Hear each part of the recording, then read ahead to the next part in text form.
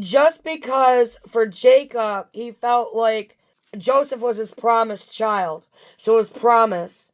And when Joseph got taken from him, the pain of losing what he thought was his dream, what thought was his promise, what he didn't understand that his promise had a mission too. So Jacob, who thought he lost his promise, God gave Jacob dreams. He gave Jacob a promised boy, a promised son, Joseph, and that Joseph got taken from him because Joseph also was given a dream. It landed him in the king's palace that happened to be the leader over all the land because God knew that there was a plan in place. He knew he could see ahead like an eagle.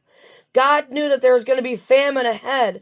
So he took the promise because the promise had a mission that it was going to get bigger and stronger. Okay, and why did the promise kept on moving with that mission without falling or failing? Because the promise also had a promise. So God put it, intertwined it all together to make it make sense in God's timing that the promise, Jacob's promise, was going to come back and feed his whole entire family in the famine. Even his brothers who betrayed him and betrayed them over jealousy. God still had a plan in that promise because that promise also had a promise to give Jacob. So Jacob thought his promise was stripped from him, but his promise also had a mission. He also sent that promise with a dream. That promise had a dream attached to it. Oh my good Lord. So the promise had a dream, and the dream produced a promise.